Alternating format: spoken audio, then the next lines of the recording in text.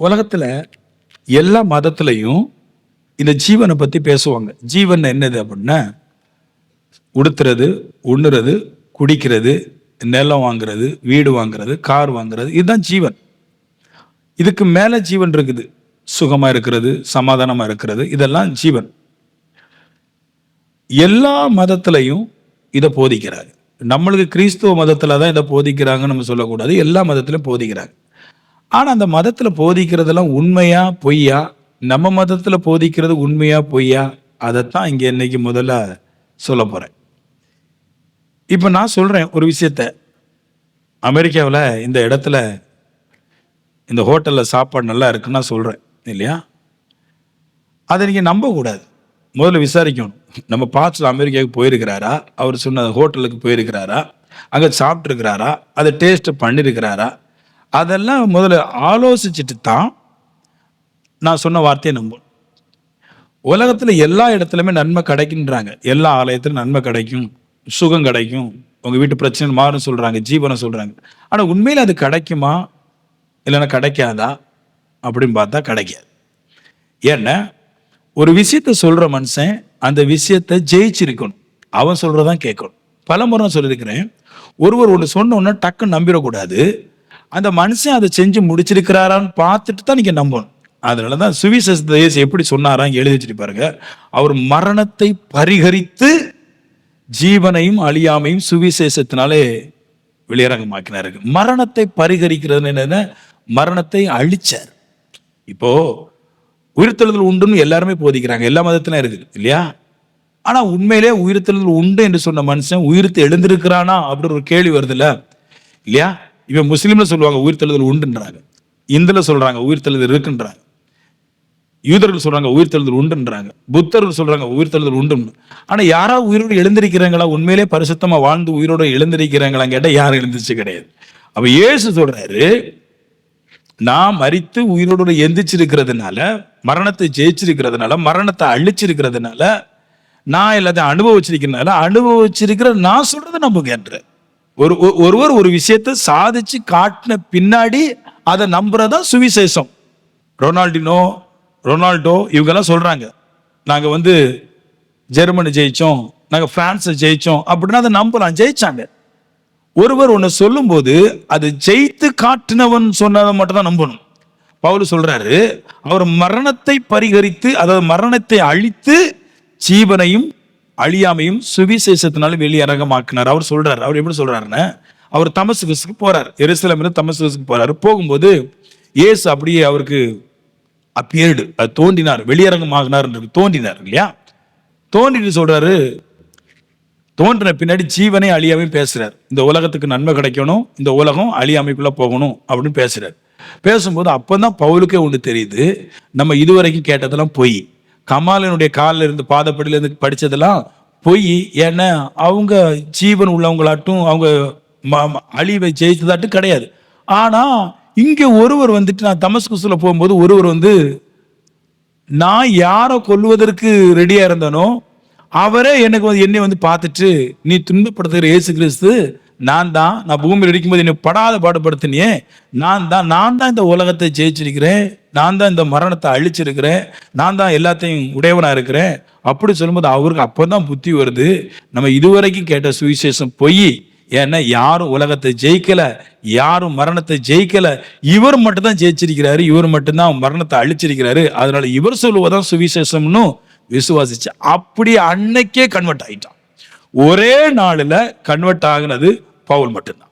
பேதுருலாம் 3 வருஷம் கூட இருந்தான், அப்படி கூட மனம் திரும்பல. ஆனா பவுல் ஒரே ஒரு நாள் தான், அவர் மரணத்தை அழிச்சேன்னு அவருக்கு என்னைக்கு தெரிய வந்துச்சோ அன்னைக்கே அவர் கன்வெர்ட் ஆயிட்டார், ரிப்பண்ட், மனம் திரும்பிட்டார். அப்ப நான் சொல்லுவேன், எதை கேட்கணும்? ஏதோ ஒரு ஆலயத்துல உங்களுக்கு நன்மை கிடைக்க சொன்னா கேட்க கூடாது. அந்த தெய்வம் ஜெயிச்சிருக்கா, எதையாவது ஜெயிச்சிருக்குதா, பாவம் இல்லாமல் வாழ்ந்திருக்குதா, மரணத்தை பார்த்து போன்னு சொல்லிருக்குதா? பைபிள்ல சொல்றது, பவுல் சொல்ற, மரணமே உன் கூர் எங்கே, பாதாளமே உன் ஜெயம் எங்கே, எல்லாத்தையும் நீ உன்னோட கூர்னாலும் எல்லாத்தையும் ஜெயிச்ச, ஆனா இயேசுகிட்ட தோத்து போயிட்டேன்றார். அப்ப நான் சொல்லுவேன், அதுதான் சுவிசேஷம். என்னதுன்னா, நன்மையை சொல்றது மட்டும் சுவிசேஷம் இல்லை, நற்செய்தினா நன்மை சொல்றதான். ஆனா யார் சொல்றாங்கிறதா முக்கியம், புரியுதா? யார் பேசுறாங்க தான் முக்கியம். இயேசு பேசுறாரு, நான் மரணத்தை பரிகரிச்சிருக்கிறேன், அதனால நான் சொல்ற சுவிசேஷத்தை முதல்ல நீங்க கேளுங்க, இதை கேளுங்க, கண்டிப்பா உங்க ஜீவன் மாறும், உங்க வாழ்க்கை மாறும், உங்க பிரச்சனை போகும், எல்லாமே தீரும் அப்படின்றார். ஆமென். அப்ப எங்கேயோ போய் பிரசங்கம் கேட்கிற முக்கியம் இல்ல. யார் பேசுற? மரணத்தை ஜெயிச்சவங்க யார் அப்படின்னு கேட்டீங்கன்னா இயேசு கிறிஸ்து மட்டும்தான். அவருடைய பிரசங்கத்தான் கேட்கணும் இல்லையா? வேற எதுவும் கேட்க கூடாது. தோத்து போனவங்க கூட இதெல்லாம் கேட்க கூடாது. உண்மையிலே ஜெயிச்சவன் யாரு, அதைத்தான் நம்ம நம்பணும். அதுதான் சரியான ஒரு வழிபோக்கு. நம்மளுக்கு நிறைய ஞானங்களும் அறிவுகளும் கிடைக்கும். அப்போ இயேசு மரணத்தை பரிகரித்து ஜீவனையும் அழியாமையும் சுவிசேஷத்தினால நம்மளுக்கு வெளியரங்கம் ஆக்கியிருக்கிறது. முதல்ல ஜீவனை பத்தி பேசுவோம். எப்படி இந்த உலகத்துல நம்ம தேவனுடைய சுவிசேஷத்தை கொண்டு இந்த உலகத்தை ஜெயிக்கிறது, பொருளாதாரத்தை எப்படி நமக்கு சொந்தமா ஆக்கி கொடுறது, எப்படி நம்மளுக்கு அது வரும், இதெல்லாம் குறித்து தான் முதல்ல ஒரு 6 மாசத்துக்கு இல்லைன்னா கூடி போன 1 வருஷத்துக்கு நம்ம இதை பற்றி பேச போறோம். ஏன்னா கடவுளே சொல்றாரு ஜீவன் ரொம்ப முக்கியம். ஆமென். காசு ரொம்ப, ஜீவன்னால காசு தான், ஜீவன் ரொம்ப முக்கியம், ரொம்ப ரொம்ப முக்கியம். நீ ஒரு ஹாஸ்பிட்டலுக்கு போனா கூட நீ எவ்வளவுதான் நோயை கொண்டு போனாலும் முதல்ல நீங்க அங்க கொடுக்க வேண்டிய ஃபீஸை கொடுக்காம உங்களை உள்ள அப்பாயின்மெண்ட் பண்ண மாட்டான். அப்பாயின்மெண்ட் பண்றதுக்குன்னு ஒரு காசு கொடுக்கும், அதுக்கு பின்னாடி ரூமோடன்னு தனியா கொடுக்கும், அதுக்கு பின்னாடி மருந்துக்கு தனியா கொடுக்கணும், அதுக்கு பின்னாடி நர்ஸுக்கு தனியா கொடுக்கணும், டாக்டருக்கு வீட்டில் இருப்பு இல்லைன்னா 2-3 நேரம் நம்மளை பார்க்க வந்து அதுக்கு 3 நேரத்துக்கு பைசா கொடுக்கணும். புரியுதா உங்களுக்கு? அவர் பெட்ரோல் போட்டால் பைசா கொடுக்கணும், சுவிட்ச் போட்டால் பைசா கொடுக்கணும், தண்ணிக்கு பைசா கொடுக்கணும், கரண்ட்டுக்கு பைசா கொடுக்கணும். எங்கேயுமே காசு இல்லாமல் ஒன்றும் செய்யவே முடியாது. அதனால கர்த்தர் என்ன பண்ணாருன்னா, என்னுடைய சுவிசேஷத்தை கேளுங்க, நான் காசையும் ஜெயிச்சிருக்கிறேன், மரணத்தையும் ஜெயிச்சிருக்கிறேன், அழிவையும் ஜெயிச்சிருக்கிறேன், என் சுவிசேஷத்தை கேட்டீங்கன்னா அது எப்படி உங்களுக்கு உண்டாக்கி தர முடியுமோ அத்தனை நான் உங்களுக்கு சொல்லிடுவேன்றார். அதை நீங்க எடுத்துக்கொள்றது உங்களுக்கு பெஸ்டா இருக்கும். ஜீவன் ரொம்ப முக்கியம். அவர் சொல்லுவாங்க, அதை கேட்க கூடாது. சரி, எந்த இடத்துல பைசா வேண்டான்றாங்களோ அதெல்லாம் ஒண்ணுக்கு உதவான்னு சொல்றாங்களோ அதை விட்டுருங்க இல்லையா? அவங்க பிரசங்கிக்க வேண்டிய தலைப்புகள்லாம் விட்டுட்டு நம்ம மண்டையில இருந்து கால் வரைக்கும் சொல்லுவாங்க. நீங்க லிப்ஸ்டிக் போடக்கூடாது, உதட்டில் புருவம் நீங்க பண்ணக்கூடாது, த்ரெட்டு எடுக்கக்கூடாது, நகத்துல பாலிஷ் போடக்கூடாது, கையில வந்து எதுவும் எழுதக்கூடாது, இந்த மாதிரி தான் பேசுவாங்களே தவிர நம்ம வாழ்க்கைக்கு தேவையானது எதுவோ அதை பேச மாட்டாங்க. மார்க் 6 இன்னைக்கு அந்த இடத்த ஃபுல்லா பார்க்க போறோம். எப்படி தேவன் பொருளாதாரத்தை ஒரு மனுஷனுக்கு கொடுக்கிறார், ஜீவனை எப்படி கொடுக்கிறார், ரொம்ப முக்கியங்க. ஆமென். மார்க் 6:30 வசனத்திலிருந்து 43-44 வசனம் வரைக்கும் அது வருது. அந்த ஜீவனை பத்தி பேசுறாரு. இயேசு கிறிஸ்து நல்லா ஊழியம் செஞ்சுட்டாரு. இப்ப சாப்பிட்றதுக்கு நேரம் கிடைக்கல, இடமும் கிடைக்கல. அப்ப சீசர்கிட்ட சொல்றாரு, நம்ம அப்படியே ஒரு போட்டை எடுத்துட்டு தனிமையான ஒரு இடத்துல போய் கொஞ்சம் இளைப்பருவோம், அதாவது கொஞ்சம் சாப்பிட்டுட்டு கொஞ்சம் ரெஸ்ட் எடுப்போன்றார். அப்படி சொல்லும்போது இந்த செய்தியை பட்டணங்களிலும் கிராமங்களிலும் தேசங்களில் இருக்கிற ஜனங்கள் கேள்விப்பட்டு, அவர் கடல்ல இருந்து இறங்குறதுக்கு முன்னாடி ஜனங்கள் கேள்விப்பட்டு ஓடி போய் நின்ட்டாங்க. அப்படின்னு என்ன அர்த்தம்? அவர் இன்னும் சாப்பிடவே இல்லை. ஒரு இடத்துல இறங்கி சாப்பிட போனாரு, அந்த இடத்துல சாப்பிட முடியல, கடல்ல வரும்போது சாப்பிட முடியாது. சரியா? கூட்டம் நிறைய கூடிடுச்சு. கூட்டம் நிறைய கூடும்போது வார்த்தை அவங்க சொல்றாங்க, வனாந்திரமான இடம், சீசர் சொல்றாங்க, வனாந்திரமான இடம் வெகு நேரமாயிட்டு ஆயிடுச்சு அப்படின்றார். வந்து சொல்றாங்க, இது வனாந்திரமான இடம், ரொம்ப நேரம் ஆயிடுச்சு, அதனால நீங்க என்ன செய்றீங்கன்னு ஏசப்பா இந்த ஆளெல்லாம் அனுப்பி விட்டுருங்க அப்படின்றாங்க. வனாந்திரமான இடம் தான் சொல்லிச்சு இல்லையா? அந்த வனாந்திரமான இடத்த அற்புதம் என்னதுன்னு ஆண்டவர் சீசர்ட்ட பார்த்து சொல்லுவாரு, புல்லுள்ள இடத்துல 50 பேரா 100 பேரா அடுக்கி வைனார். பாயிண்ட் என்னன்னு ஏசை பத்தி நல்லா புரிஞ்சுக்கணும், அப்போதான் நீங்க அடுத்த கட்டத்துக்கு போக முடியும். வனாந்திரம் தான் சொன்னாங்க, அங்க புல்லுள்ள இடம் எப்படி வந்துச்சு? வனாந்திரத்துல வரக்கூடாது இல்லையா? நாம சீனா மலையெல்லாம் பார்த்தோம் பாருங்க, 2 நாள் சீனா மலையெல்லாம் பார்த்தேன், பக்கா வனாந்திரம். வனாந்திரத்துல பார்த்தா ஃபுல்லா கற்களாக தான் கிடக்குது. சவுதி தான் அது, சீனாய் மலை இருந்த இடம். அங்கெல்லாம் மனுஷன் தங்கவே முடியாது. இப்பதான் கண்டே பிடிச்சிருக்கிறாங்க. அவ வனாந்தரத்தை பற்றி அந்த இந்த காலகட்டத்தில் இப்படி இருக்கு, அந்த கட்டத்தில் எப்படி இருக்கும்? வனாந்தரம்னா மழையும் பெய்யாது, மழை விழிஞ்சாலும் அங்கே நிற்காது, கல்லும் மண்ணுமா தான் நிற்கும், ஜாஸ்தி புல்லுள்ள இடங்கள்லாம் வராது. 100 பேர் 50 பேர் இருக்கிற மாதிரி அங்கங்க புல்லெல்லாம் வந்துச்சுன்னா நான் சொல்லுவேன்,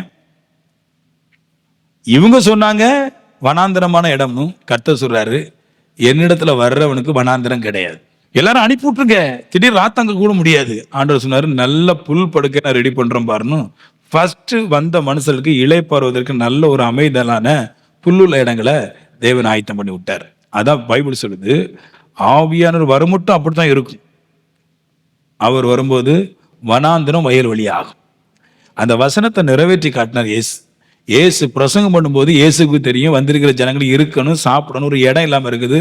பிரசங்கம் பண்ணார். பிரசங்கம் பண்ணும்போதே ஆவியானவர் அந்த இடத்துல வனாந்திரத்தை எல்லாத்தையும் 100 பேர் 50 பேர்னு இருக்கக்கூடிய அளவுக்கு ஃபுல்லா புல் படுக்கையாக்கிட்டார். சாப்பிட்டது 5000 பேர் தான் இல்லையா? 5000 பேர் தான் சாப்பிட்டாங்க. துண்டு துண்டா புல்லுள்ள இடங்கள்லாம் இருக்குது.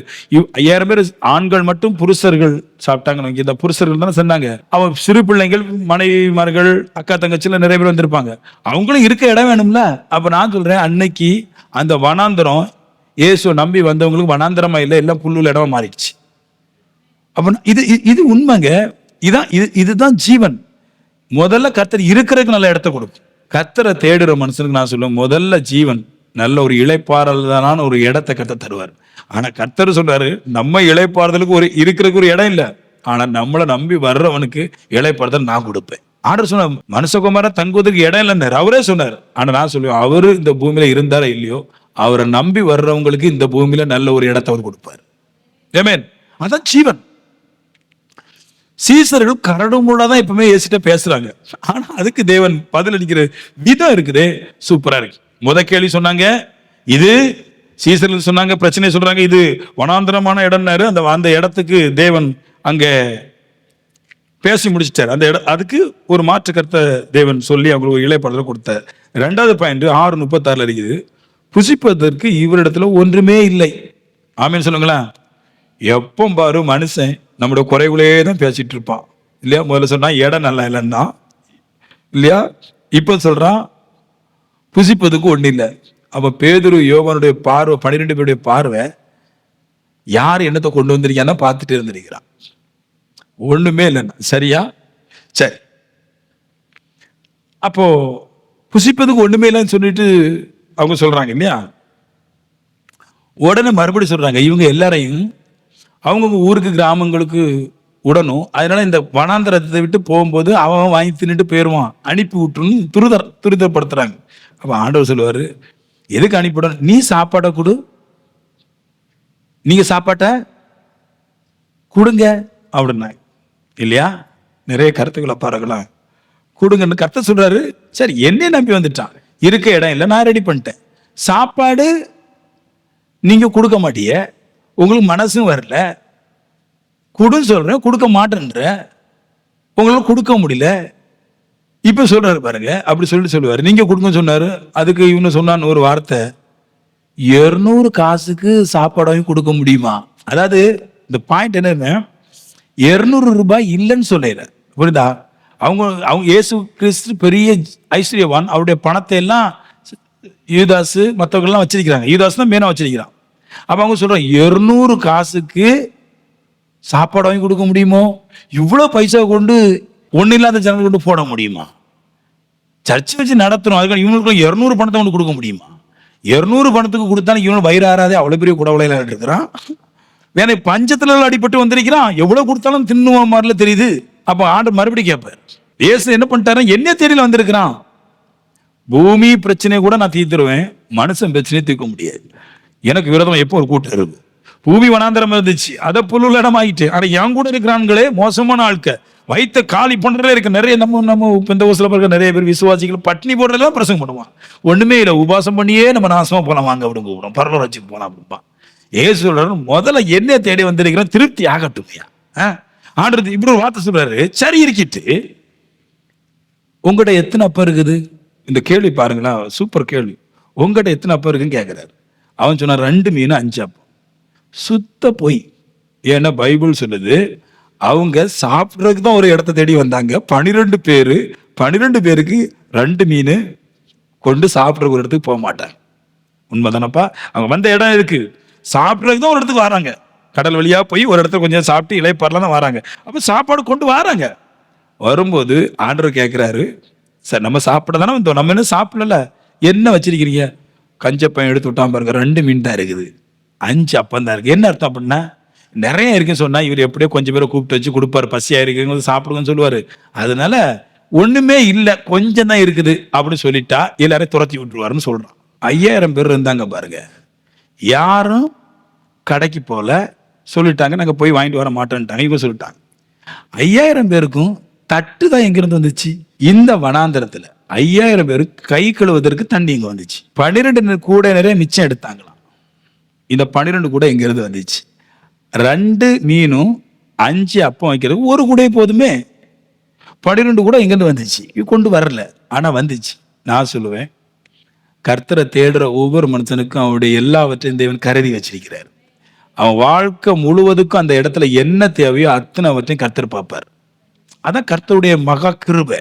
அந்த வசனத்துல கிருபைன்னு ஒண்ணு இருக்கு. அவர் பிரசன்னமானதுனால அந்த கிருபை நாளே ஜீவனை அழியாமை அவர் நம்மளுக்கு கொடுத்தாருன்றது. அதான் கிருபை. அத கிருபை என்னதுன்னா, எனக்கு எது தேவையோ எது தேவையில்லையோ நான் மறந்திருக்கலாம், ஆனா கர்த்தர் மறக்காது. நான் கர்த்தரை தேடி போனோம்னு அவர் மறக்கவே மாட்டார். எனக்கு என்ன தேவை? எனக்கு கை கழுவுறதுக்கு தண்ணி தேவையா? எனக்கு சாப்பிட்றதுக்கு சாப்பாடு தேவையா? எனக்கு பாத்திரம் தேவையா? இதெல்லாம் தேவை. இன்னொரு விஷயம் சொல்றேன் பாருங்க. 5000 பேருக்கு சாப்பிட்றதுக்கு 5000 பேர் தின்னாங்கன்னு இருக்குது இல்லையா? 5000 பேருக்கு தட்டு எங்க இருந்து வந்துச்சு? கையில வச்சு திங்கல, சரி தட்டு வந்து விட்டுருவோம். இந்த 5000 பேருக்கும் பரிமாறுறதுக்குள்ள பொருட்களை எங்க இருந்து வந்துச்சு? அப்படியே பிச்சு கையில கொடுத்தாருன்றாரு. எங்க இருக்கு? அள்ளி கீழே போட்டாரு, புறக்கிட்டு போங்கடான்னு. எப்படி வந்துச்சு? அது வரும். அதுதான் கிறிஸ்து இயேசு. நம்ம நினைச்சு பார்க்க முடியாத அற்புதங்களை அவர் செஞ்சிருவார். ஆனா மற்ற யாரும் நம்ம திருப்தி ஆகணும்னு யாரும், இயேசு கிறிஸ்துக்கு அடுத்து அவருடைய சீசர்களுக்கு அந்த மனசு வரலங்க. தம்மை சூழ்ந்திருக்கிற ஜனங்கள் நல்லா பசி ஆறணுங்கிற இது எண்ணம் இயேசு சீசர்களுக்கே கிடையாது. நான் சொல்றேன், இந்த உலகத்துல இயேசு கிறிஸ்து யாருக்குமே இந்த உணர்வே கிடையாது. தம்மை தேடி வருகிற யாவருக்கும் அவர் ஐஸ்வர்ய சம்பரனா இருக்கிறார். சம்பூர்ணமா அருளை செய்கிற தேவன் இயேசு கிறிஸ்துங்கிற எண்ணம் யாருக்கும் கிடையாது. அவருடைய சீசர்களை பிடிச்சிட்டு இருக்காங்க நிறைய பேர். அவங்க சீசர் மாதிரிலாம் இருக்கிறதே இல்லைன்ட்டான். ஒரு ஆளுக்கு ஒரு அப்பம் தின்னா கூட 12 அப்பம் கொண்டு வரணும். இயேசு கிறிஸ்துவோட சேர்த்து 13 அப்பம். ஆளுக்கு ஒரு மீனை சொல்லுங்க, ஒரு வேளை மீனை சொல்லுங்க, இவ்வளவு தான் இருக்கு ஒரு வேளை மீன். அப்ப ஆளுக்கு ஒரு மீனாவது, ஆளுக்கு ஒரு அப்பமா கொண்டு வந்திருக்கணும். ஏன்னா அங்க ஒரு பட்டணத்துல இருந்து ஒரு பட்டணம் போகும்போது எல்லாத்தையும் கூட கடையில வாங்கிட்டா வந்திருக்கும். ஆனா 5 அப்பம் தான் இருக்குது, 2 மீன் தான் இருக்குன்னு சொல்லி பொய் சொன்னான்னு பாருங்க. நம்பவே கூடாதுன்னு சொல்றது இயேசு கிறிஸ்து தவிர யாரையும் நம்ப கூடாது, யாரும் தர மாட்டான். ஆனா கர்த்தர் மரணத்தை ஜெயித்தவர், அழியாமை ஜெயித்தவர் சொல்றாரு, ஜீவனுடையவர் சொல்றாரு, என் மேல விசுவாசம் உள்ளவனாரு, என்னை நம்பு, நான் தருவேன். என் மேல இருக்கிற விசுவாசத்தை மட்டும் குறைச்சிடாது. பிரச்சனைகள் வரும்போது, பாடு வரும்போது, திடீர்னு நான் சர்ச்சைக்கு போக மாட்டேன், நான் வரேன், எனக்கு என்ன தந்தாரு? முதல்லயே இருதயத்தை தெரியும் கர்த்தருக்கு. இது விசுவாசிக்கவே செய்யாது. இது குமார் பாஸ்டர் விசுவாசிச்சுட்டு வருது. குமார் பாஸ்டர் முடிஞ்ச அளவு 2 ட்ரிப்பு தீர்க்குன்னு சொல்லுவாரு. என்ன அவரு கடவுளா? கடவுள் தெரியும். இது கடவுள் எல்லாம் ஒன்றும் கிடையாது. என்னுடைய ஊழியக்காரன் 2 நாளைக்கு 3 நாளைக்கு இருக்குன்னு சொல்லுவோம். நான் வந்தேதான் நடக்கும், வேற ஒன்றும் நடக்காது. என்னை விசுவாசிச்சு வரும். என்னை விசுவாசிச்சா ஏசு எப்படி மரணத்தை ஜெயிச்சாரோ அதே மாதிரி என்னை விசுவாசிக்கிறவன் மரணமே வந்தாலும் நிற்பான் ஏசு கிறிஸ்துவோட கூட. அதான் ஃபெய்த்.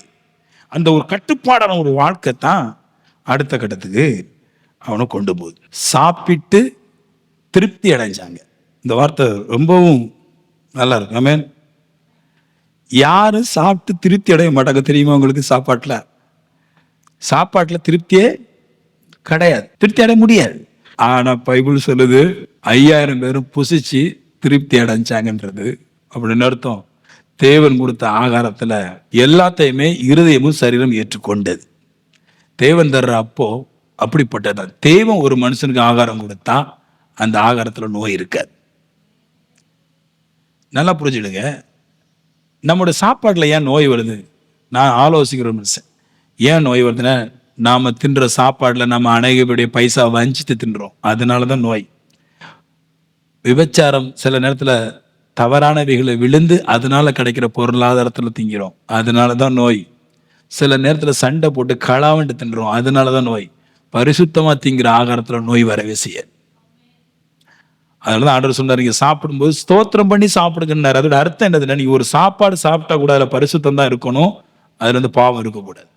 பாவம் இல்லாத ஒரு சாப்பாடு சாப்பிட்டா நோய் வராது, பாவத்தோடு ஒண்ணு சாப்பிடும்போது நோய் வந்துடுது. அதுதான் ஸ்தோத்திரம் பண்ணி சாப்பிடுங்கன்றது. நீ தின்னும் போது உன் மனசார நீ அது ஸ்தோத்தரிக்கணும். ஆண்டவரே, நீர் எனக்கு தந்த சாப்பாடு இதுல வஞ்சகமோ துன்பமோ ஏமாற்றோ களவோ இல்லாத சாப்பாடு அப்படின்னு அது ஆசீர்வதிச்சுன்னா நோய் வராது. நம்ம சாப்பிட்ட சாப்பாடுலாம் யார்கிட்டையாவது பிடுங்கி தின்னது, ஏமேன், களவாண்டு தின்னது, வேலை செய்யாமலே வேலை செய்யாதாட்டு காட்டி தின்றது, இப்படி நிறைய கோல்மால்கள் அடங்கி இருக்கிறது. நோய் வருது. தேவன் கொடுத்த சாப்பாடுல திருப்தி இருந்துச்சு. ஏன்னா தேவன் கொடுத்த சாப்பாடு யாரும் வஞ்சிக்கவும் இல்லை, கலாங்கவும் இல்லை. அவங்க தேவனுடைய சத்தியத்தை கேட்டாங்க, விசுவாச்சாங்க, கர்த்தர் கொடுத்து சாப்பிட்டாங்க. நல்ல திருப்தி, நல்ல டேஸ்ட், சுவை சூப்பரா இருந்துச்சு. ஆமென். பரலோகம் சமைச்சு கொடுத்த சாப்பாடு எப்படி இருந்திருக்கும்? சும்மா கம்முன்னு வந்திருக்கும். ஆமென். நம்ம ஊர்ல நம்ம மனைமார்கள் சமைச்சு தர்ற சாப்பாடு முக்கி முடங்கி தர்ற சாப்பாட்டுலயே நம்ம குண்டு வச்சிடுறோம். பரலோகம் கொடுத்த சாப்பாடு ஆண்டவர் ஏன் தெரியுமா அப்படி செஞ்சாரு? என்னை விசுவாசிக்கிறவங்களை எப்படி கிடைக்கும் பாடன்னு காட்டினார். உலகத்துக்கு காட்டுறாரு, சீசர்கள் காட்டுறாரு. 12 கூட தான் மீதம் எடுத்தாங்க. ஆனா உண்மையிலேயே அங்க இருந்தது 12 கூடையில நிறைய கூட இருந்துச்சு. சரியா? ஏன் 12 கூட நிறைய எடுத்தாங்கன்னா, இன்னும் நிறைய கூட நிறைய எடுத்திருக்கலாமே. என்ன அந்த கூடையெல்லாம் இவங்க திங்கிற சாப்பாடு அங்க முதல்ல இருந்துச்சு. கெட்ட சாப்பாடு, காலையில் உள்ள சாப்பாடு, கடையில் வாங்கின சாப்பாடு இருந்துச்சு. அதனால நிறைய எடுக்க முடியல. நான் சொல்லுவேன், இது எல்லாத்தையும் முதலே கொடுத்திருந்தா மிச்சம் இருக்கிற பாத்திரத்திலையும் தேவன் புதிய ஆகாரத்தை பரலோக சாப்பாடை வச்சிருப்பார். நிறைய பேர் ஏன் நல்லா ஆகலைன்னா, என்னதான் கடவுள் வந்தாலும் தனக்குன்னு கொஞ்சம் எடுத்து ஒழிச்சு வச்சிருப்பாங்க. தெரியுமா? கடவுளுக்கு கொடுக்கணும், கடவுளுக்கு கொடுக்கல தெரியும். ஆனா தனக்குன்னு ஒரு வாழ்க்கை கொஞ்சம் இடமா சேமிச்சு வச்சிருப்பாங்க. அதுல அற்புதமே இருக்காது. நீங்க சேர்ச்சது உங்களுக்கு தான். தேவன் தந்தாதான் அதுல நல்லா இருக்கும், இனிமை இருக்கு, டேஸ்ட் இருக்கு, திருப்தி இருக்கு. சாப்பிட சாப்பிட கொண்டா கூட கேட்கும். எல்லாம் தேவன் தர்றதுதான் இருக்கு. மார்க் 6:45-46 ஜீவன் எப்படி வருது பாருங்க. அவர் ஜனங்களை பத்திரமாக அனுப்பிவிட்டார். இவங்க சொல்றாங்க, விளனே அனுப்பி விட்டுரும், வனாந்தரமான இடம், யார் யார் எங்க போறான்னு தெரியாது, எங்க தட்டி விழுந்து கிடக்கான்னு தெரியாது, சாப்பாடுக்கு கிடைக்கும் தெரியாது. ஏசு எல்லாருக்கும் சாப்பாடு போட்டுட்டு எப்படி 20,000 பேர் கூட தான் இருந்திருப்பான். அங்க இருந்து பொறுமையா இருந்து அவனை எல்லாரையும் பத்திரமாகன்னு ஒரு வார்த்தை போட்டிருக்கு. அவர் ஜனங்களை பத்திரமாக அனுப்பி விட்டார். ஒரு மனுஷனு கூட காசு இல்லை, என்னால போக முடியாது, எனக்கு வழி தெரியாது, போக முடியாது, நான் மாட்டிக்கிட்டேன், எங்க வீட்டுக்கு அப்படி பிரச்சனை இப்படி பிரச்சனை, யாருமே சொல்ல கிடையாது.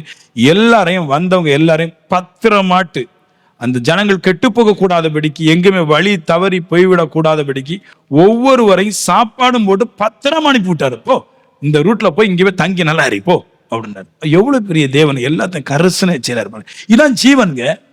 இந்த ஜீவன் தான் ஒரு மனுஷனுக்கு இயேசுவை விசுவாசிப்பதற்கு, அவங்களுக்கு இந்த ஜீவன் யார்கிட்ட இருக்குதோ அந்த மனுஷனை விசுவாசிப்பதற்கு, இயேசுட்ட ஜீவன் இருந்தாலும் இயேசுவை விசுவாசிப்பதற்கு ஏது உண்டாயிருந்துச்சு. இயேசுகிட்ட நீங்க வரணும், இயேசுகிட்ட கரெக்டா விசுவாசிக்கணும், உங்களுக்கு இயேசு மறுபடி தரணும், இயேசுகிட்ட தொடர்ந்து விசுவாசத்துல ஓடணும். இதுதான் தேவன் வச்சிருக்கிற ஒரு பிரமாணம் பூமியில. நீங்க இயேசுகிட்ட வரணும், நீங்க சாப்பிடணும், நீங்க நல்லா இருக்கணும், அதுல திருப்தி அடைந்த இயேசுகிட்ட வரணும், மறுபடியும் உங்களுக்கு தரணும், உங்க வாழ்நாள் முழுவதும் இயேசு ஆராதிக்கணும்.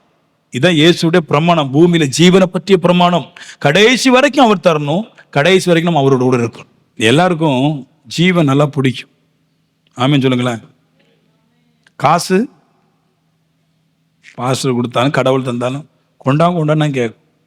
பட் ஃபெய்த்து கொஞ்சம் கம்மி, பாவ ஆசை ரொம்ப.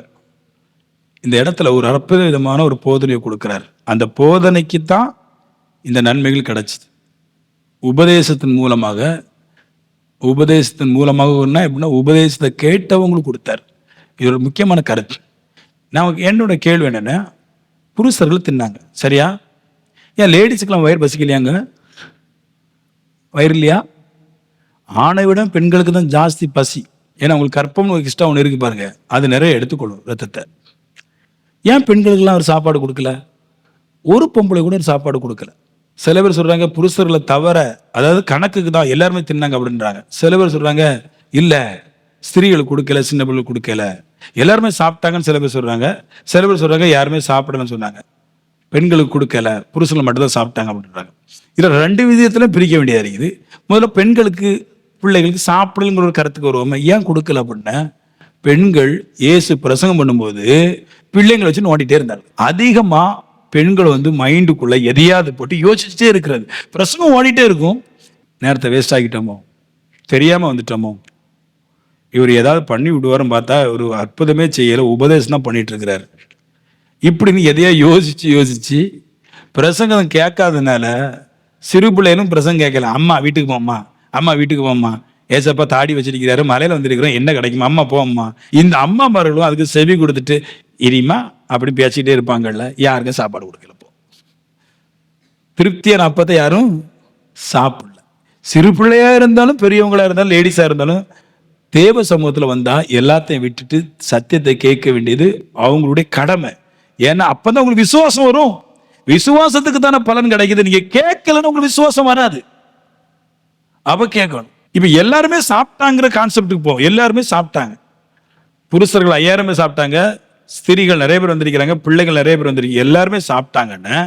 அப்ப நான் சொல்றேன், சாப்பாட்டுல கொஞ்சம் கூட தட்டு வரல, வானத்துல இருந்து மழை மாதிரி தட்டு வந்திருக்குது. ஆமீன். 20000 பேர் ஒரு கணக்குக்கு போடுவோம். 20000 தட்டு, 20000 கிளாஸ், 20000 பேர் குடிக்கிறதுக்கு தண்ணி, 20000 பேர் கை கழுவ தண்ணி, எல்லாவற்றையும் தேவன் நான் சொல்றேன் கண்ட்ரோலுக்கு மிச்சமாட்டு கத்த செய்யறவர். அதை யாருக்குமே இப்படி ஃபீல் வரா. இந்த வனாந்திரத்துல எப்படி தண்ணி வரும், இந்த வனாந்திரத்துல இவ்வளவு சாப்பாடு எப்படி வரும், யாருமே திங்க் பண்ணல. ஆனா ஏசப்பா எல்லாரும் கொடுத்துச்சு. நம்ம நினைச்சு பார்க்காண்டாம். சில பேர்த்த நினைப்பாங்க பாருங்க, எங்க வீட்டுல 5 பொம்பளை பிள்ளை இருக்கு, எப்படி நாங்க கரையாறி போயிருவோம், கர்த்தர்ட்ட வந்தா கரையாற்றிடுவாங்களா, எங்க வீட்டுல இவ்வளவு கஷ்டம் இருக்குது, எங்க கர்த்தர் கரையாற்ற முடியுமா, நாங்க போவாத தேவன்லாம் ஒண்ணு கிடையாது, ஏசு ஒண்ணு தர ஒரு ஃபீல் வரும் பாருங்க. நான் சொல்றேன், ஏசு எல்லா தேவனை போல அல்ல, ஏசு மட்டும்தான் பரிசுத்த தெய்வம், கம்பேஷன் உள்ள தேவன், இரக்கம் உள்ள தேவன், உயிர் உள்ள தேவன், பரிசுத்த தேவன், நீதிமான். அவர் தான் எல்லாவற்றையும் தருவார். அவரால் மட்டும்தான் கொடுக்க முடியும். அளவுக்கு அதிகமானது அவரால் கொடுக்க முடியும். அவரால் தான் அந்த ஆற்றல் இருக்குது. அவர் தான் தருவார். அதை மட்டும் ஏற்றுக்கொண்டாலே போதும். அவரால் தான் எனக்கு உண்டாகுங்கிறத முழுமையா நம்பினாலே போதும். இயேசு ஒரு கரையில இருந்து இன்னொரு கரைக்கு வர்றாரு, சரியா? ஜனங்கள் எல்லாம் ஓடி வர்றாங்க. வரும்போது சொல்லுது, கிராமங்கள்ல இருந்து, ஊர்கள் இருந்து, பட்டணங்கள் இருந்து வெறும் காலோட வந்தார்கள் இருக்கு. வெறும் கால். என்னுடைய ஃபர்ஸ்ட் கேள்வி, உங்களுக்கு தேவன் தருன்றீங்களே, ஏசு பிரசங்கம் பண்றாரு, யூத ஜனங்களை பார்த்து உங்களுக்கு உங்க தேவன் தருன்னு சொன்னீங்களே, உங்க தேவன் தருகிறதா இருந்தா உங்க வாழ்க்கை வெறுமையா வந்திருக்காது. ஆமீன் சொல்லுங்களேன். எங்களுக்கு கிடைக்கும். ஒவ்வொரு நாளும் சொல்றாங்க எங்க கடவுளுக்கு தரும். உங்க கடவுள் உங்களுக்கு தரதா இருந்தா உங்களுடைய வாழ்க்கை நல்லா இருக்கணுமா இருக்கக்கூடாதா? நல்லா இருந்தாதான் நாங்கள் அதை நம்ப முடியுமே தவிர, நீங்க கெட்டு வெறுங்காலோட கூட வந்திருக்கும் போது அதை யாருமே ஏற்றுக்கொள்ள மாட்டாங்க. அதான் ஃபர்ஸ்டே சொன்னேன், இயேசுடைய உபதேசத்தை ஏன் கேட்கிறோம்னா, அவர் ஜீவனை பற்றியும் அழியாம பற்றியும் பேசுறாருன்னா, அவர் ஜீவனையும் ஜெயிச்சவர், அழியாமையும் ஜெயிச்சவர். அதனால நம்ம கேட்கிறோம். ஒன்ன சொன்னா அதுக்கு பாத்திரவனா இருந்துதான் பேசணும். எனக்கு அந்த கடவுள் தரும், எனக்கு இங்க போனா கிடைக்கும். ஆனா இல்லையே, எல்லாம் போயிடுச்சு, வெறும் காலாட வந்திருக்கிறேனே, என் வாழ்க்கை போயிடுச்சு, நகை நட்டு பணம் கிணம் செருப்பு இல்லாதபடி நான் கீழே வந்துட்டேனே அப்படின்னு அது தரவே செய்யாதுன்னு அர்த்தம். ஆனா நான் இன்னைக்கு நான் கடவுள்கிட்ட வந்து நல்லா வந்துட்டு இருக்கிறேனே, அது என்ன அர்த்தம்? ஏசு ஜெயிச்சாரு, கண்டிப்பா அவரை விசுவாசிக்கிறவங்களுக்கு அவர் கொடுக்கிறாரு. விசுவாசிக்கிறவங்க கண்டிப்பா பெற்றுக்கொள்வான் இயேசுவை. வெறும் காலோட வராங்க, எல்லாம் வெறும் கால எப்படி வந்திருக்காங்க பாருங்களேன். அந்த ஜனங்கள் சாப்பாட்டுக்கு எவ்வளவு அலைஞ்சிருக்காங்க பாருங்களேன், ஒரு சமாதானத்துக்கு எவ்வளவு அலைஞ்சிருக்காங்க பாருங்க. கிராமங்கள் இருந்து பட்டணங்கள் இருந்து ஓடி ஓடி வந்தாங்களா வெறும் கால். அந்த ஜனங்கள் நம்பி நம்பி ஏமாந்து கெட்டு போன பின்னாடி அவங்களுக்கு தெரிஞ்சிட்டு, இனி ஏசை தவிர யாருமே கிடையாது நம்மளை காப்பாற்றுவதுன்னு தெரிஞ்சனாலதான் கிராமங்கள் இருந்து பட்டணங்கள் இருந்து ஏசு கடகடன்னு கரையோரமா அவரு போட்ட தண்டு வலிச்சு கரையை வர்றதுக்கு முன்னாடி எங்கேயோ இருந்து ஓடி ஓடி வந்திருக்கிறோம். வெறுங்கால நடக்கவே முடியாத காலில் ஓடி ஓடி வந்தானுங்களாம். அவங்களுக்கு தெரியும் ஏசை தவிர மிச்சம்லாம் பொய். ஏமேன், ஏசை தவிர மிச்சம்லாம் பொய். அதனாலதான் நம்ம வெறுங்காலுக்கு வந்திருக்கிறோம். நம்மளுக்கு சொல்றாங்க, சமாரியாவில் சொல்றாங்க, யாக்கோபுடைய கிணறு இருக்குது, யாக்கோபு இந்த கடவுள் இருக்குது, அந்த கடவுள் இருக்குது, இங்க விக்கிரம் இருக்குது, அந்த கடவுள் தரும், இங்க தரும் சொல்றாங்க. ஆனா உங்க நிலைமையை பாருங்க, தந்த மாதிரியா இருக்குது. பிரச்சனை ஓயலையே, பொருளாதார பிரச்சனை ஓயலையே, இருந்ததும் போயிடுச்சு, பிள்ளைங்கள் சரியா இல்லையே, என்னால சரியா நிக்க முடியலையே, எனக்கு ஒரு நல்ல வஸ்திரம் வாங்க முடியலையே, நல்ல சாப்பாடு தின்ன முடியலையே, நல்ல தண்ணி கிடைக்கலையே. இந்த ஜனங்கள் பாருங்க, தண்ணி இல்லாம சாப்பாடு இல்லாம எங்கெங்கயோ இயேசு தேடி அலைஞ்சு ஓடுறாங்க. நான் சொல்லுவேன், நம்ம யார நம்பினாலும் நம்முடைய நிலைமை பிசாசு நம்மளை உறிஞ்சு விட்டுரும். ஆனா தேவம் அப்படி இயேசு கிறிஸ்து அப்படி இல்லை, நம்மளை ஐஸ்வர்ய சம்பாரணம் மாத்துறார். இஸ்ரவேலுடைய ராஜாக்கள் 2 பேரை பத்தி நான் பேச போறேன். ஏன்னா நிறைய பேரை பத்தி பேசுவேன், 2 பேரை பத்தி பேசுறேன். ஏன் அந்த 2 பேரை பத்தி பேசுறேன்னா, அதிக ஞானம் உள்ளவனும் அதிக ஞானம் உள்ளுடைய மகனும். ஏன் சொல்றோம்னா, இயேசு கிறிஸ்துவை தவிர எவனுடைய போதனையும் மனுஷனுக்கு வறுமை தான் கொண்டு வரும். எப்படி அப்படின்னு கேட்டீங்கன்னா, மனுஷனுக்கு பாவம்னு ஒண்ணு இருக்குல்ல, அதுக்கு அவன் தீனி போட்டா இந்த உலகத்துல எத்தனை கோடி கொடுத்தாலும் தகாது. பாவிகளுடைய பிரசங்கத்தை ஏன் கேட்க கூடாதுன்னு, அவன் நம்மளுக்கு வரி வட்டின்னு போட்டு எடுத்து அவங்களுடைய பாவத்தை நிவர்த்தியாக்கவங்களை தவிர உங்களை சரியாக்க மாட்டாங்க. பாவமே இல்லாத ஒரு மனுஷன் தான் தனக்கு செலவழிக்காமல் மற்றவங்களுக்கு செலவழிக்க முடியும். எனக்கு எதுவுமே தேவையில்லை, நான் கொடுத்துருவேன். நான் ஆனா எனக்கு தேவை இருக்கும்போது நான் யாரும் கொடுக்க மாட்டேன் இல்லையா? எனக்கு தேவை இருக்குது, அப்ப நான் எப்படி கொடுப்பேன்? நான் சொல்லுவேன், இயேசு கிறிஸ்துவின் தெய்வத்துக்கு இந்த பூமியில ஒன்றும் தேவை வேண்டியதே இல்லை. அதனால வர்றதெல்லாம் எல்லாத்தையும் கொடுத்துட்டாரு. அவர் பூமியில வாழும்போது கூட ஒரு நாள் கூட பணப்பை அவர் கையில வச்சிருந்தது கிடையாது. ஏன்னா அவருக்கு தேவை கிடையாது. அவர் எல்லாத்தையும் யூதாஸ் கையில சீசர் கையில கொடுத்து நீங்களே வாங்கி தின்னு நீங்களே கட்டளை மட்டும் தான் கொடுப்பாரு தவிர அவர் ஒன்றை தனக்காக எடுத்துக்கொள்ளதில் அவர் எதை அனுபவிச்சும் கிடையாது. அப்ப தெய்வம்னா பரிசுத்தமா இருக்கணும், அப்பந்தான் மற்றவங்களுக்கு செய்ய முடியும். தெய்வம் பாவமா இருந்தா அதுக்கே பத்தாது. இவன் பாருங்களேன், முதல் சாலமோன் முதல்ல நல்லதா தொடங்கினான். தொடங்கிட்டே இருக்கும்போது கடைசியில பார்த்தா சொல்லுது, அந்த இஸ்ரேல் தேசம்லாம் வரியை முதல்ல கொண்டு வந்தது சாலமோன் தான். இயேசு கிறிஸ்து நாட்களில் வரியை பத்தி பேசுறாங்களா, வரி கொண்டு வந்தது சாலமோன் தான். ஏன்னா அவருக்கு 1000 மனைவி, எத்தனை பேருக்கு சாப்பாடு போடுறது, அதனால பார்த்த இடத்தான் தேசம் முழுக்க வரியை போட்டான், காசை வாங்கினான், தேசத்திலிருந்து பிடிக்கி ஜனங்களை தெருவில் விட்டான். அதுக்கு பின்னாடி நல்லா கேட்டு, என்ன பாவம் இருக்கிறவன் உங்களுக்கு தர மாட்டாங்க. ஒரு தெய்வ பாவம்னா தராது. இந்த விசுவாசமே யாருக்குமே பாவி தர மாட்டாங்க. நீ குடிகாரன் போய் ஒரு 50 நேரம் கேட்டு பாருங்க, அவன் சொல்ல நாளைக்கு பார்ட்டி மாப்பிள்ள தர மாட்டான்பா. ஒரு விபச்சாரக்காரன் கேட்டு பாருங்க, அவனுக்கு வேற வேலை இருக்கு, தரமாட்டான். பாவமே இல்லாதவர் தான் தர முடியும். அதுக்கு தான் இயேசு பரிசுத்தல விளங்கப்படுறது என்ன, அவர் கொடுத்துருவாரு, யாரும் தரமாட்டான். எந்த கடவுளும் கொடுத்தது கிடையாது, சும்மா கதை கட்டுறாங்க. அந்த ஆள்கிட்ட கேட்டா கிடைக்கும், அவருக்கு 4 பொண்டாட்டி இருக்குது, அவர் எப்படி கொடுப்பாரு? சாலமுடைய மகன் இருந்த ரெகொபெயாம்னு ஒருத்தர் இருந்தான், அவன் பையன். அவன் என்கிட்ட போய் கேட்குறாங்க, இஸ்ரேல் ஜனங்கள், அவன் ராஜாவாயிட்டான். சாலமோன் இறந்துட்டாரு, பையன் ராஜாவாயிட்டான். போய் கேட்குறாங்க, உங்க அப்பா எங்களுக்கு கடினமான நுகத்தை சுமத்தினாரு, நீங்க கொஞ்சம் லெகுவாக்குங்க அப்படிம்பாங்க. அப்போ சாலமோன் ஜனங்கிட்ட நல்லா திருடி இருக்கிறான், புரியுது இல்லை உங்களுக்கு? இவங்க போய் கேட்காங்க ரெகொபெயாம்கிட்ட, இப்படி உங்க அப்பா எங்களை ரொம்ப நொறுக்குனாரு, அதனால கொஞ்சம் எங்களை லெகுவாக்கி விடணும். அதுக்கு அவன் சொல்லுவான், சும்மா இருங்க, எங்க அப்பாவோடையும் மோசமான ஆளு. ஏன்னா வேதம் சொல்லுது, அவன் ரெகொபெயாம் தன்னோடு கூட இருந்த துன்மார்க்கமான வாலிபட்ட ஐடியா கேட்டானான். அவன் என்ன சொல்லுவான், நம்மளுக்கே பத்தாது மாப்பிள்ள, நம்மளுக்கே குடிக்கணும், கொள்ளணும், உல்லாசமா இருக்கணும், சந்தோஷமா இருக்கணும். இப்படி இருக்கும்போது உலகத்துக்காக பைசா கொடுத்தா நம்மளுக்கு சரியாக முடியுமா? சரியாக முடியாது. அப்படி சொல்லிதான் ரெகொபெயாமுடைய பொல்லாத டீச்சிங் உபதேசம் தான் ரெகொபெயாம அப்படியே கொண்டு போய் இஸ்ரேல் தேசத்துல ராஜாவை இல்லாம ஆக்கிப்பட்டுச்சு. ஒரே ஒரு தேசம் மட்டும் தான் கிடைச்சிச்சு. அப்ப நான் சொல்றேன், ராஜா பாவியான மனுஷன் தனக்கான பிரசங்கத்தை பண்றான், பாவம் இல்லாத தெய்வம் உலகத்துக்கான பிரசங்கம் பண்ணுது.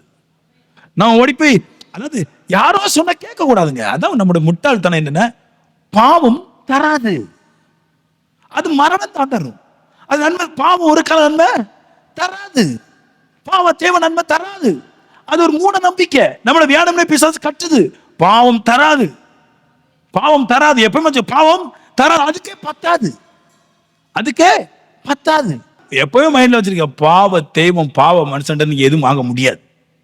நிறைய குடும்பத்துல புருஷ மனைவி பணம் வாங்க முடியாது, அவனுக்கே பத்தாது. அவனுக்கு குடிக்க போகணும், அவனுக்கு ஊர்ச்சித்த போனோம், அவன் எங்க தருவான்? நிறைய குடும்பத்துல பாவ ஸ்திரிட்டா பணம் கொடுத்தா மிச்சாது, ஏன்னா அவங்களுக்கு தேவைகள் இருக்குது. பணம் பாவத்திலிருந்து வெளியே வரவே செய்யாது. இப்படி இருக்கும்போது எப்படி நம்ம பாவ தேவைகளாம் நம்புறது? அது தரம், அதுக்கே பத்தாது. வேதம் சொல்ல, பிசாசு கொல்லவும் அழிக்க வருகிறான், வேறொன்றுக்கும் வரான். ஏன் சொன்னார்? பிசாசுன்னு பாவம், பாவம் கொல்லவும் அழிக்க வருகிறது, வேறொன்றுக்கும் வராது. நானும் ஜீவன் உண்டாகும், அது பரிபூர்ணம் அடையபடிக்க வந்தேன். ஏன்னா எனக்கு தேவையே கிடையாது பைசா, எனக்கு தேவையே கிடையாது. நான் வச்சு பைசா வச்சு என்ன போறேன்? எங்க அப்பாட்ட ஒரு ஜெபம் பண்ணா ஓராப்பம் இல்லைங்க, 1000 அப்புறம் தருவார். அவருடைய பிரேயர்ல கடையில இருந்து வாங்குறத பார்க்கலும் பரலோகத்துல இருந்து சூப்பர் ஐட்டத்தை வாங்கி சாப்பிடுறாரு. அதுதான் இந்த அற்புதத்தை சொல்லி கட்டுறாரு. 5 அப்பதான் 1000 பேருக்கு பங்கிட்டு கொடுக்குறேன். நான் இந்த கடையில வாங்க போனேன், நான் நேரம் ஒரு ப்ரேயர்கிட்ட பண்ணாலும் எங்க அப்பா அங்க இருந்து சூப்பர் அப்பதான் தருவார், நான் திருட்டு போயிட்டே இருப்பேன். எனக்கு மனுஷன் இருந்து ஒன்றும் தேவையானதே இல்லைன்ற, மனுஷன்றது ஒன்றும் வாங்க மாட்டார், பாவம் மட்டும்தான் அப்படி செய்யும். நீ எந்த தெய்வத்திட்ட போய் பாவமான தெய்வத்திட்ட நீங்க கேட்டாலும் நீங்க வெறும் காலாட்டு மாறுறதை தவிர நீங்க சாதிக்க முடியாது. கோடி கோடியா வச்சோம்னா தெரு கோடிக்கு வந்தாச்சு. நீங்க நினைக்கிறீங்களா உங்களால நல்லா வந்து கிடையாது, நீங்கள் அறியாமல் செய்த ஆராதனை தான் உங்களை எப்படி மாத்திச்சு. நீங்க அல்ல, மனுஷன் எப்பவுமே கெட்டு போன நினைப்பான். நீங்க சொல்லுங்க, நம்ம நினைப்போமா? நம்ம நாசமா போன நினைப்போமா? நினைக்க மாட்டோம். மீறி நாகணுமே எப்படின்னா, நாம் ஆராதித்து கொண்டிருந்த பழைய தெய்வங்கள் நம்மளை இல்லாமல் ஆக்கிட்டு, நம்மளை அப்படியே கெடுத்து விட்டுச்சு. கெட்டுட்டோம். இப்போ வந்திருக்கிறோம். சொல்றாரு, அவரை விசுவாசி. நான் கர்த்தரை தவிர வேற எங்க நானும் போக மாட்டேன். மாலை போட்டா கிடைக்கும், கையில குஞ்சா கட்டினா கிடைக்கும், காலில் எதாவது கட்டினா கிடைக்கும், தொடையில எதாவது கட்டினா கிடைக்கும். சில தெய்வங்களுக்கு தெரியுமாங்க, மனுஷனை வெறும் காலம் நடக்க ஓடுது. வெறுங்காலம் நடக்கிறாங்க இந்தியாவில், தெரியுமா உங்களுக்கு? வெறுங்கால். அது எதுக்கோ ஒண்ணுக்கு நேர்ந்து வெறுங்காலம் நடக்கிறாங்களாம். அப்படின்னு அர்த்தம், உன் வாழ்க்கை இந்த வெறுங்கால் தான் அப்படின்னு உருவி விட்டாங்க. செருப்பு இல்லாமல் நிறைய பேர் நடக்கிறாங்க. இதே இந்த நிகழ்வை தான் இயேசுடைய காலத்துல இந்த ஜனங்களுக்கு செருப்பு வரைக்கும் போதிச்சு. ஒண்ணுமே கிடையாது, செருப்பு போடாமலே போங்க, ஒண்ணுமே தேவை கிடையாது சொல்லி சொல்லி சொல்லி சொல்லி கடைசியில ஒண்ணுமே இல்லாம ஆகிதான் கடைசியில இயேசுகிட்ட போனாங்க. போங்கயா, நீங்க செருப்பு போடாம நடக்க சொல்றீங்க, செய்யற பாவத்துக்கு எங்க ஒன்று பரிகாரம் தீக்கிறது? நான் எல்லா பாவத்தையும் செஞ்சுக்கிட்டு செருப்பு போடாமல் நடந்த எனக்கு நடக்கும்னு எல்லாம் பணக்காரன் ஆயிடுவான். அப்படின்னா நம்ம நாட்டில் முன்னாடியே பணக்காரன் ஆயிரும். ஏன்னா நம்ம நாட்டில் செருப்பு வந்து கிட்டத்தட்ட 40-60 வருஷமா ஆச்சு. அதுக்கு முன்னாடி செருப்பு இல்லாமல் தான் இருந்தோம். அப்படி செருப்பு போடாமல் இருந்தால் பணக்காரன் ஆயிரும். நம்ம நாடெல்லாம் கிட்டத்தட்ட 200 வருஷத்துக்கு முன்னாடியே கோடீஸ்வரன் ஆயிருக்கும். செருப்பு இல்லாத இந்தியா கோடீஸ்வரன்.